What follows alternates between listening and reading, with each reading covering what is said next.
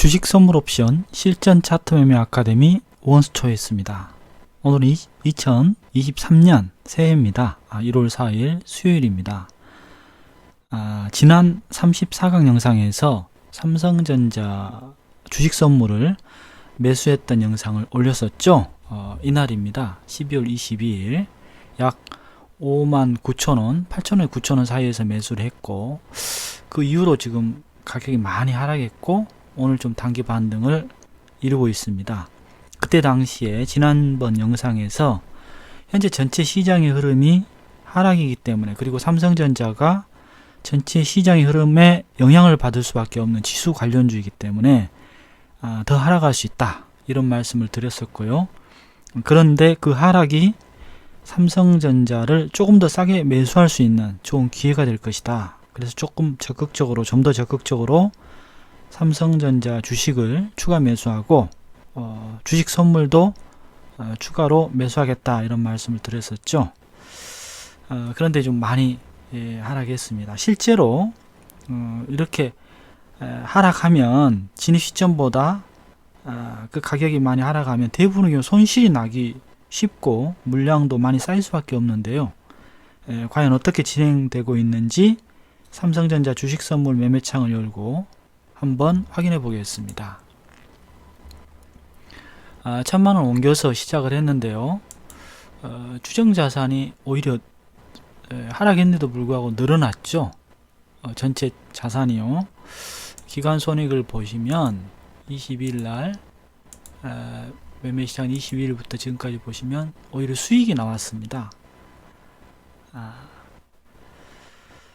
7144 계좌에서 했었죠. 매매 자금 1,000만원을 옮겨서 진행을 해 봤었는데요. 그리고 보유 물량도 이렇게 보시면 많지 않습니다. 보유 물량을 잘 관리하면서 가장 또 중요한 게 평균 단가죠. 56,197원입니다. 56,000원대 초반이죠. 지금 가격은 57,000원대 후반이고요. 제일 처음에 들어갔을 때 59,000원대고요.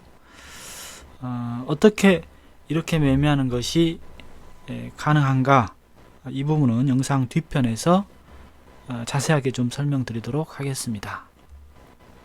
와우. 네, 코스피 200 선물 옵션 매매도 이제까지 기간 손익을 살펴보겠습니다. 선물 옵션 실전 매매를 시작한 작년 8월 25일이죠. 부터 현재까지 약 633만 2,094원 수익이 나왔고, 수익률은 22.67%입니다. 리스크를 줄이면서 평균 단가를 낮추는 매매 방법에 대해서 좀 설명을 드리겠습니다. 가장 중요한 실전 매매에서 가장 중요한 매매 팁인데요. 즉 부분 수익 청산, 사고 팔고 하는 방법입니다. 그냥 주식을 사서 계속 그 가격에 홀딩하는 것보다는 가격이 계속해서 움직이기 때문에 가격의 등락을 거듭하죠. 상승을 하락하기 때문에. 또 상승하더라도 직선으로 다이렉트로 가는 게 아니고 출렁이면서 이렇게 가기 때문에 좋은 회사의 주식이다, 이런 판단에서 이제 사셨겠지만, 매매하는 기법이 좀 필요하다, 기술이 좀 필요하다. 그래서 특히 현재처럼 하락장일 경우에는 좋은 주식을 상대적으로 싸게 사 모은다는 생각으로 일정 간격으로 하락할 때마다 매수하는 게 필요하고요.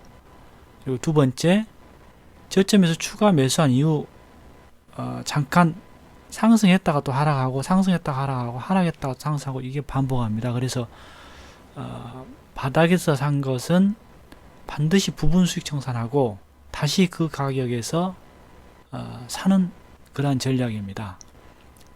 만약 계속 횡보 중인다면 그 가격대에 사고팔고를 계속 반복하면 수익이 쌓이겠죠. 그리고 그 횡보 구간을 지나서 상승 혹은 하락 쪽으로 방향을 딱 결정한다면 그 흐름에 맞게 간격 조정을 하는 것이 필요하다, 이 말씀 좀 드리고 싶습니다. 세 번째, 매매하는 주식의 움직임을 확인해 본 후 사고팔고하는 간격을 설정할 수 있습니다. 즉 등락폭이 이렇게 큰 어떤 주식 같은 경우에는 폭을 좀 넓게 해서 사고 팔고 하는 게 유리하겠죠.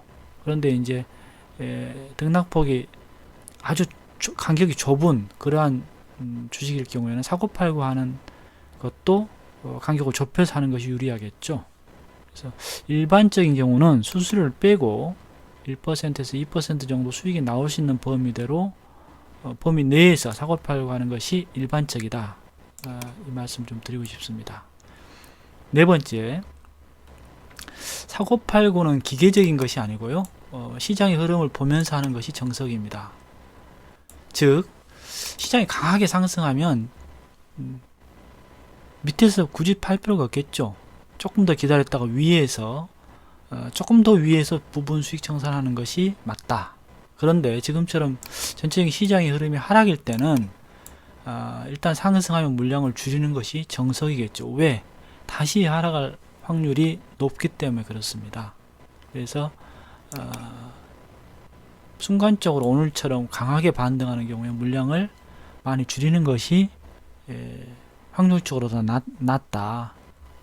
사고팔고 하는 정석이다. 이 말씀 좀 드리고 싶고요. 다섯 번째, 상승할 때 부분 수익 청산을 너무 많이 해버리면 수익이 줄어들 수 있습니다. 그래서 전체 물량의 70%는 홀딩하고 30% 범위 내에서 사고팔고 하는 것이 좋은데요. 주식의 경우에 이렇고요. 이게 좀 과감하게 할 때, 예를 들어서 시장이 정말 다시 하락할 확률이 아주 높게 보인다면 50% 범위 내에서 적극적으로 50% 남겨놓고 50%만 가지고 적극적으로 부분 수익 청산할 수 있다. 이 말씀 드리고 싶습니다. 이러한 부분들을 참고로 하셔가지고 사고팔고를 한다면 훨씬 좋은 유리한 어떤 위치에서 매매를 할 수 있다. 이 말씀을 드리고 싶고요. 마지막으로 사고팔고 부분 수익 청산의 장점에 대해서 좀 설명을 드리겠습니다.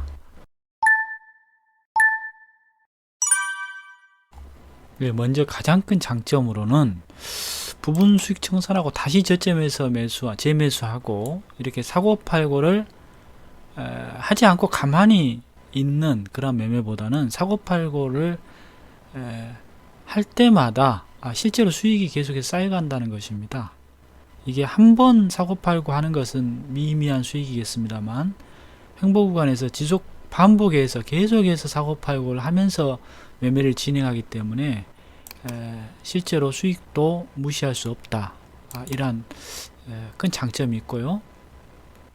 두 번째는 시장의 흐름을 보면서 물량을 사고팔고 하면서 부분 수익 청산하기 때문에 물량이 계속해서 쌓이지 않습니다.